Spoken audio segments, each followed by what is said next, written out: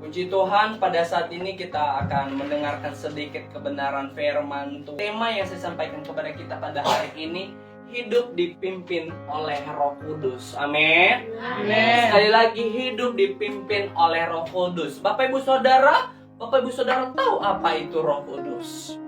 Bapak Ibu tahu? Belum pernah dengar juga? Tahu apa itu Roh Kudus? Satu orang saja boleh jawab. Apa itu Roh Kudus? Jangan dijawab sudah. Apa itu Roh Kudus, Bapak Ibu Saudara? Selama ini kita baca-baca Alkitab, udah berapa tahun kita baca Alkitab, masa kita nggak tahu itu Roh Kudus? Ya? Atau baru dengar ya apa itu Roh Kudus? Baru dengar ya Bapak Ibu Saudara? Baru dengar. Oke, Bapak Ibu Saudara, saya jelaskan sedikit Roh Kudus itu. Sebenarnya Bapak Ibu Saudara, Roh Kudus itu adalah bagian dari Tritunggal, yaitu Allah Bapa, Putra, yaitu Yesus Kristus, dan Roh Kudus. Roh Kudus itu adalah salah satu pribadi Tritunggal, Allah Bapa, Putra, dan Roh Kudus. Jadi Roh Kudus itu bagian dari pribadi Allah, Bapak Ibu Saudara. Makanya Bapak Ibu Saudara, makanya firman Tuhan berkata, siapa yang menghujat Roh Kudus tidak bisa diampuni, Bapak Ibu Saudara. Kalau Bapak Ibu Saudara hujat manusia seperti saya, Bapak Ibu Saudara boleh diampuni oleh Tuhan. Tetapi kalau hujat yang namanya Roh Kudus tidak bisa diampuni, tidak diampuni oleh Tuhan. Karena kenapa? Itu bagian dari pribadinya. Ya, Bapak Ibu Saudara, mengerti sampai di sini Bapak Ibu Saudara? Amin. Amin. Jadi Bapak Ibu Saudara, kalau nanti orang-orang di luar sana itu apa itu Roh Kudus, saya bilang sama jawaban Bapak Ibu Saudara, Roh Kudus adalah bagian pribadi Tritunggal, yaitu Allah Bapa, Putra, yaitu Yesus Kristus, dan Roh Kudus. Jadi Bapak Ibu Saudara, sebenarnya Roh Kudus itu banyak perannya Bapak Ibu Saudara. Makanya saya memberikan tema kepada kita pada hari ini, hiduplah dipimpin oleh Roh Kudus. Perannya itu Bapak Saudara banyak. Perannya itu yang pertama, menolong kita di dalam segala hal, ya. Membawa kita sukacita, ya. Membawa kita bahagia dalam situasi apapun. Dan Roh Kudus itu juga penghibur setiap orang percaya, Bapak Ibu Saudara. Makanya Bapak Ibu Saudara perlu kita rindukan dipenuhi kita oleh Roh Kudus. Ketika kita lihat Yohanes, Bapak Ibu Saudara, Yohanes 14 ayat 25 sampai 26, saya bacakan kepada kita Bapak Ibu Saudara, begini firman Tuhan.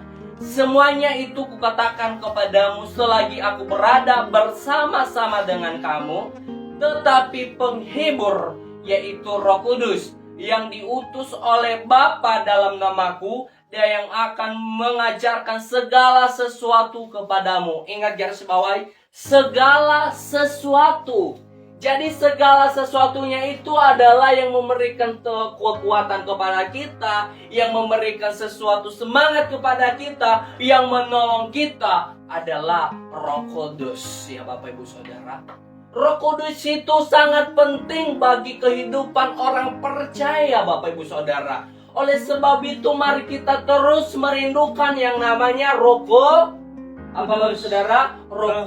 Amin. Amin. Bapak Ibu Saudara, ketika kita lihat Matius, Bapak Ibu Saudara, Matius dia berkata di sana Bapak Ibu Saudara, saya bacakan kepada kita. Matius pasal yang 12 ayat 31 ya. 31 berkata di sana Bapak Ibu Saudara, demikian firman Tuhan, sebab itu aku berkata kepadamu, segala dosa dan hujat manusia akan diampuni, ya. Tetapi hujat terhadap Roh Kudus tidak akan diampuni. Jadi Bapak Ibu Saudara, boleh kita hujat manusia, Tuhan ampuni kita Bapak Ibu Saudara. Tetapi kalau kita hujat Roh Kudus, kita tidak bisa diampuni oleh Tuhan kita. Karena kenapa? Roh Kudus itu adalah bagian dari Tritunggal, dari pribadi Allah. Itu Bapa, Anak, dan Roh Kudus. Jadi Bapak Ibu Saudara perlu kita ketahui bahwasanya kita tidak boleh menghujat yang namanya Roh Kudus. Karena Roh Kudus itu adalah tinggal di dalam orang percaya. Bapak Ibu Saudara yang setuju katakan amin. Amin. Jadi kalau kita hidup di dalam Tuhan, hidup di dalam Anak, Putra, dan Roh Kudus itu, maka kita akan menerima yang namanya damai sejahtera, Bapak Ibu Saudara. Oleh sebab itu Bapak Ibu Saudara, mari kita terus percaya kepada Roh Kudus. Bapak Ibu Saudara, sebelum saya masuk di ABC, karena adalah saya gereja suku, saya tidak percaya dengan Roh Kudus. Saya tidak percaya dengan Roh Kudus. Apa itu Roh Kudus seperti itu? Karena berupa Roh Kudus itu Bapak Ibu Saudara bisa menjadi air, api, angin Bapak Ibu Saudara. Kita tidak lihat Roh Kudus Bapak Ibu Saudara, tetapi Roh Kudus itu tinggal kepada orang percaya. Jadi Bapak Ibu Saudara, ketika kita lihat juga di Markus Bapak Ibu Saudara, Markus pasal yang ketiga ayat 29, ini buktinya tidak boleh menghujat Roh Kudus ya Bapak Ibu Saudara. Ya, 3:29 berkata demikian Bapak Ibu Saudara, aku berkata kepadamu sesungguhnya semua dosa dan hujat anak-anak manusia akan diampuni, yang semua hujat yang mereka ucapkan. Tetapi apabila seorang menghujat Roh Kudus, yang tidak mendapatkan ampun selama-lamanya, melainkan bersalah karena berbuat dosa tunggal. Artinya Bapak Ibu Saudara, tidak pernah kita diampuni oleh Tuhan ketika kita menghujat Roh Kudus. Ya, ketika kita lihat di Lukas Bapak Ibu Saudara, Lukas pasal yang ke-12 ayat yang ke-10, ya. Berkata di sana Bapak Ibu Saudara, setiap orang yang mengatakan sesuatu melawan anak manusia akan diampuni, tetapi barang siapa menghujat Roh Kudus, ia tidak akan diampuni. Jadi Bapak Ibu Saudara, sampai di sini kita percaya bahwa tulisannya Roh Kudus itu kita tidak boleh hujat, ya. Kita harus percaya kepada Roh Kudus Bapak Ibu Saudara, karena Roh Kudus itu Bapak Ibu Saudara membawa yang namanya penghibur bagi setiap orang percaya. Amin. Amin. Kita baca tadi di Yohanes bahwasanya Roh Kudus itu adalah penghibur orang percaya. Mungkin kita dalam keadaan duka, Roh Kudus yang menghibur kita. Mungkin dalam keadaan kita sukacita dan sebagainya, masalah hanyalah Roh Kudus yang menghibur kita. Karena Roh Kudus adalah bagian dari pribadi Allah. Ya, Bapak Ibu Saudara yang setuju katakan amin. Amin. Bapak Ibu Saudara, bagaimana caranya kita dipimpin oleh Roh Kudus ya? Pada saat ini kita buka Galatia ya, yang bahwa kita buka Galatia yang kelima sampai ke 16 sampai 26. Sudah dapat katakan amin? Amin. Bapak Ibu Amin. Saudara, bagaimana cara kita dipimpin oleh Roh Kudus? Saya bacakan kepada kita Bapak Ibu Saudara ya. Dengarkan baik-baik Bapak Ibu Saudara. Ini kalau kita mau dipimpin oleh Roh Kudus. Yang pertama begini firman Tuhan, Galatia 5 ayat yang ke-16 sampai 26. Saya bacakan kepada kita dan Bapak Ibu Saudara boleh dengarkan baik-baik. Maksudku ialah hidup oleh Roh, maka kamu tidak akan menuruti keinginan daging. Sebab keinginan daging berlawanan dengan keinginan roh, dan keinginan roh berlawanan dengan keinginan daging, karena keduanya bertentangan, sehingga kamu setiap kali tidak melakukan apa yang kamu kehendaki. Akan tetapi jikalau kamu memberi dirimu dipimpin oleh Roh, maka kamu tidak hidup di bawah hukum Taurat. Perbuatan daging telah nyata, yaitu percabulan, kecemaran, hawa nafsu, penyembahan berhala, sihir, perseteruan, perselisihan, iri hati, amarah, kepentingan diri sendiri, percideraan, roh dan pemecah, kedengkian dan kemabukan, pesta poral dan sebagainya. Terhadap semuanya itu kuperingatkan kamu, seperti yang telah kubuat dahulu, bahwa barang siapa melakukan hal-hal yang demikian, ia tidak akan mendapatkan bagian dalam kerajaan Allah. Tetapi buah roh ialah kasih, sukacita, damai sejahtera, kesabaran, kemurahan, kebaikan, kesetiaan, kelemah lembutan, penguasaan diri. Tidak ada hukum yang menantang hal-hal itu. Barang siapa menjadi milik Kristus Yesus, ia telah menyalibkan daging dengan segala hawa nafsu dan keinginan. Jikalau kita hidup oleh Roh, baiklah hidup kita juga dipimpin oleh Roh. Dan janganlah kita gila hormat, janganlah kita saling menantang dan saling mendengki. Bapak Ibu Saudara, sekian saja firman Tuhan yang kita bacakan. Bapak Ibu Saudara, kita masuk bahwasanya bagaimana cara kita dipimpin oleh Roh Kudus. Bapak Ibu Saudara, di luar sana banyak orang Kristen, mereka percaya dengan Alkitab, mereka percaya dengan Allah Bapa, mereka percaya kepada Yesus Kristus. Namun Roh Kudus ini banyak di luar sana yang tidak memahami. Tetapi Bapak Saudara, kita sebagai orang percaya harus Roh Kudus itu memimpin kita, Bapak Ibu Saudara. Karena Roh Kudus itu mengarahkan kita kepada jalan kebenaran, Bapak Ibu Saudara. Amen. Makanya Bapak Ibu Saudara, firman Tuhan berkata kepada kita pada pagi hari ini, kita harus dipimpin oleh Roh Kudus. Bapak Ibu Saudara, bagaimana cara kita dipimpin oleh Roh Kudus? Yaitu kita harus menjauhi hal duniawi. Yang setuju katakan amin. Amin. Hal duniawi itu apa, Bapak Ibu Saudara? Hal duniawi itu adalah kedagingan kita. Ya. Kita baca tadi Bapak Ibu Saudara di ayat yang ke-18, 19 itu banyak di situ ya. Di situ di ayat 19 berkata perbuatan daging telah nyata, yaitu percabulan. Siapa yang di sini yang masih melakukan percabulan? Percabulan itu berupa tentang keselingkuhan. Percabulan itu namanya Bapak Ibu Saudara. Masih selingkuh, udah ada istri 3, 4, masih selingkuh lagi ke istri kelima seperti Bapak Ibu Saudara.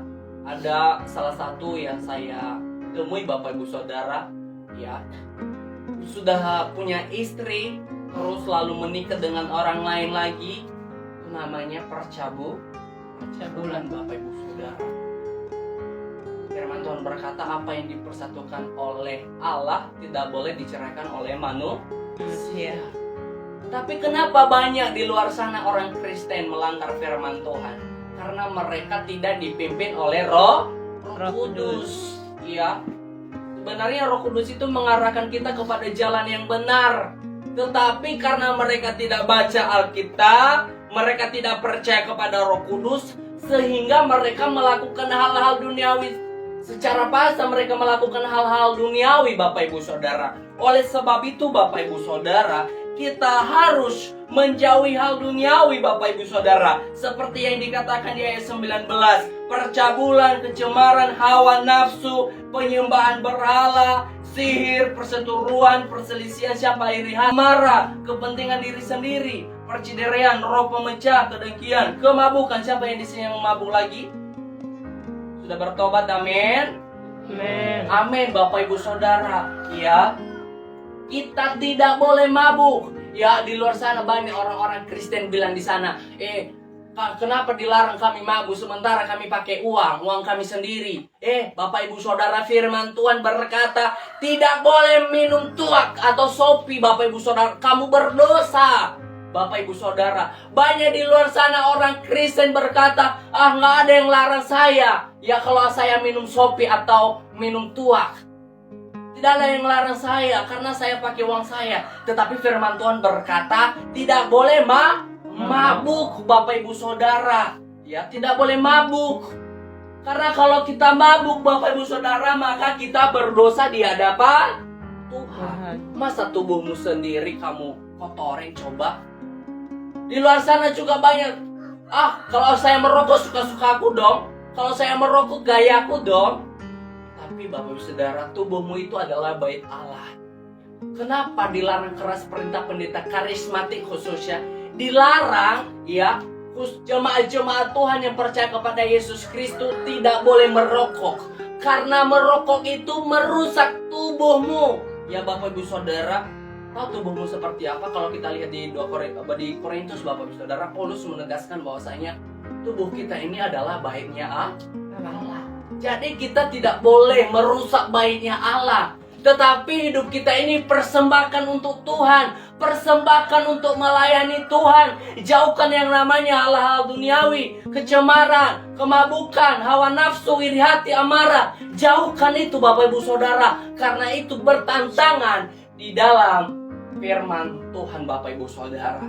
Jadi Bapak Ibu Saudara, kalau Bapak Ibu Saudara masih percaya dengan Roh Kudus, kalau Bapak Ibu Saudara lihat orang yang merokok di samping jalan di sana, bilang tidak boleh merokok, tidak boleh mabuk, Bapak Ibu Saudara, karena firman Tuhan berkata, kamu tidak boleh mabuk, karena itu termasuk hal duniawi dan bertentangan di dalam Roh Kudus, Bapak Ibu Saudara. Karena Roh Kudus itu tinggal di dalam diri kita ketika kita, ya kalau tubuh kita bersih, Bapak Ibu Saudara. Bagaimana Roh Kudus tinggal di dalam diri kita kalau kita masih hidup di dalam duniawi? Kita kotori tubuh kita, Bapak Ibu Saudara. Masih hidup di dalam duniawi, mabuk-mabukan, percabulan, iri hati, amarah dan sebagainya. Bagaimana Roh Kudus itu tinggal dalam tubuh kita? Tidak bisa, Bapak Ibu Saudara.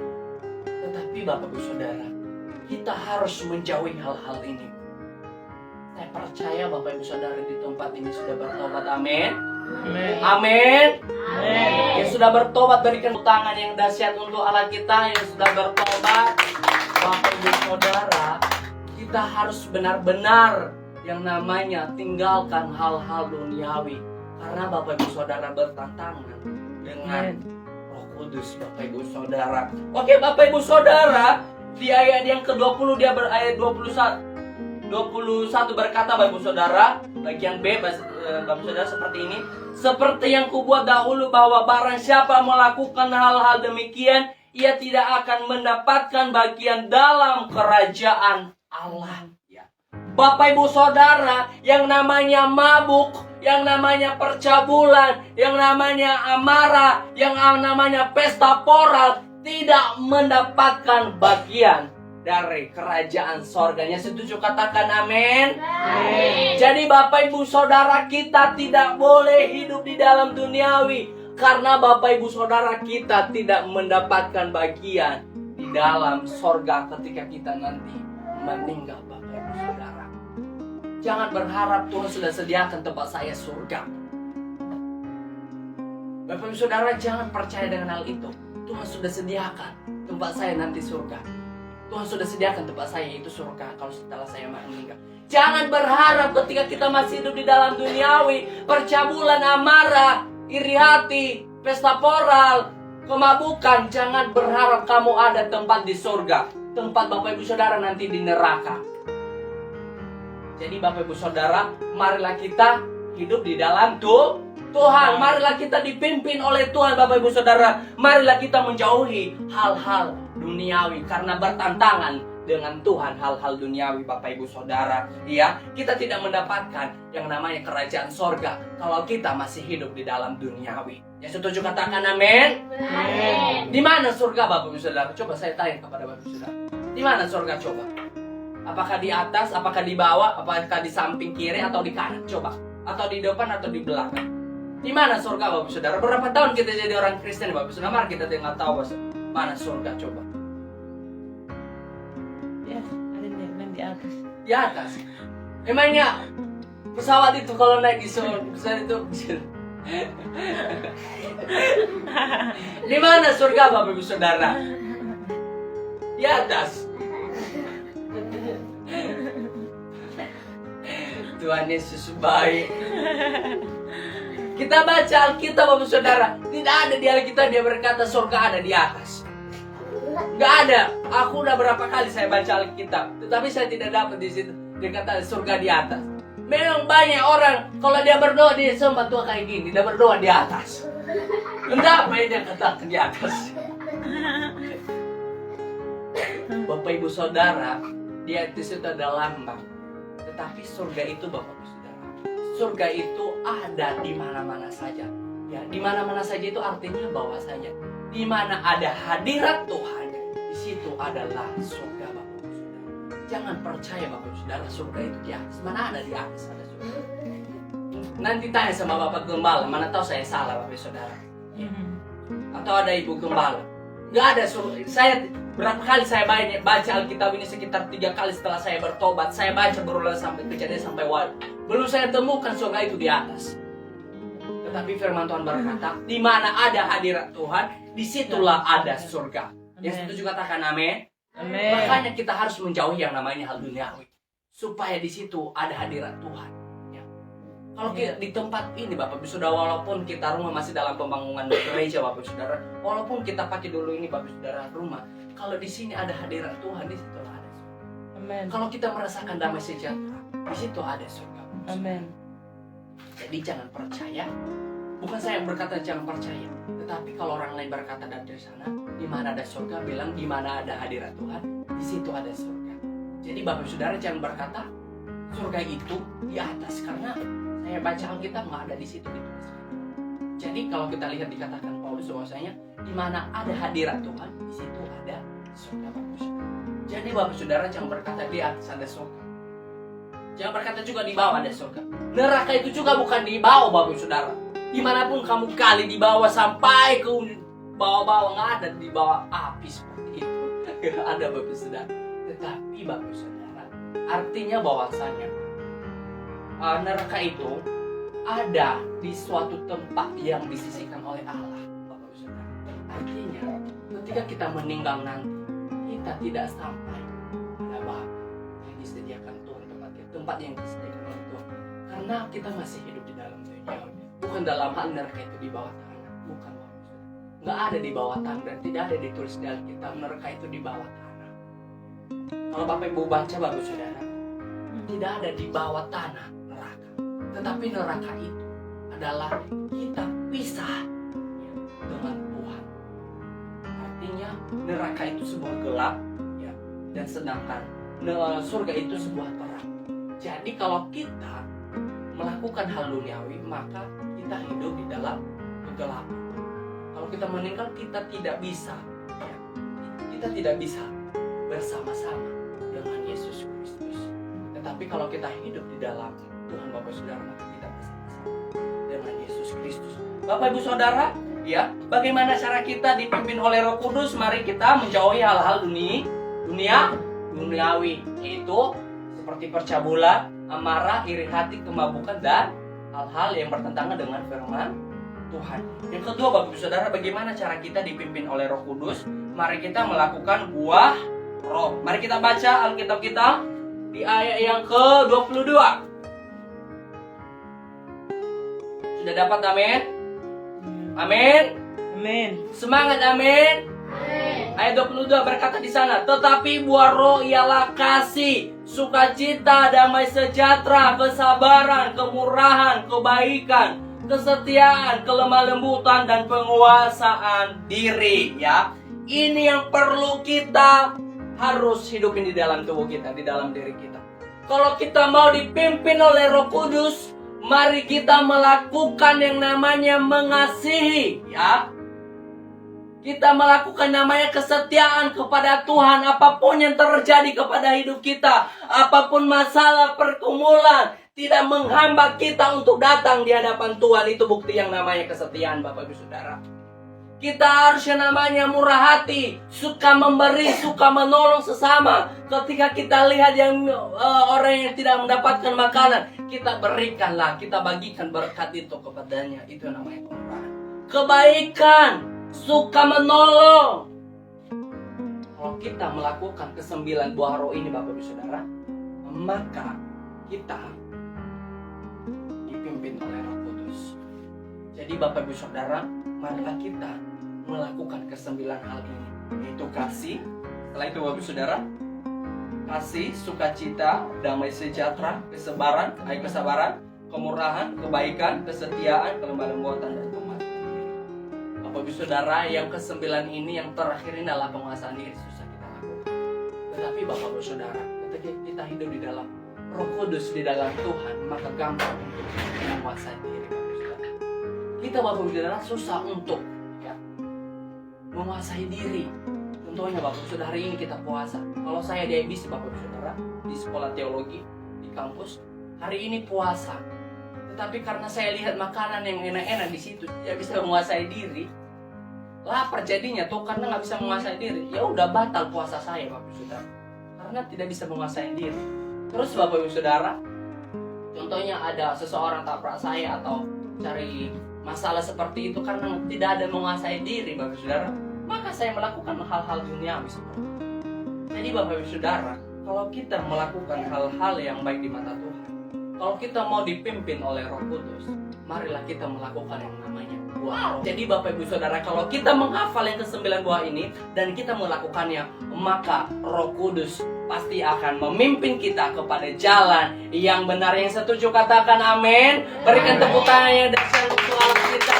Oleh sebab itu Bapak Ibu Saudara, marilah kita dipimpin oleh Roh Kudus. Marilah kita rindukan hadirat Tuhan, supaya Roh Kudus hadir dan datang di dalam diri kita. Karena tanpa Tuhan dan Roh Kudus dan anaknya itu Yesus Kristus, kita tidak bisa melakukan apa-apa. Jadi Bapak Ibu Saudara, ya, kenapa perlu saya sampaikan kepada kita Bapak Ibu Saudara hal ini? Karena banyak di luar sana orang Kristen tidak mengenal yang namanya Roh Kudus, sehingga mereka melakukan hal-hal duniawi seperti yang saya katakan tadi, percabulan, cemara, amarah, iri hati, karena mereka tidak dipimpin oleh Roh Kudus. Tetapi percayalah, ketika kita melakukan yang namanya mengasihi, sukacita, yaitu kemurahan, kebaikan, kesetiaan, kelemah lembutan, dan penguasaan diri, maka percayalah kita dipimpin oleh Roh Kudus kepada jalan yang benar. Yang setuju katakan amin. Bapak Ibu Saudara, biarlah firman Tuhan pada hari ini mengingatkan kita supaya kita dipimpin oleh Roh Kudus. Yang masih belum dipimpin oleh Roh Kudus, marilah rindukan itu dan lakukan yang namanya buah roh. Yang setuju katakan amin.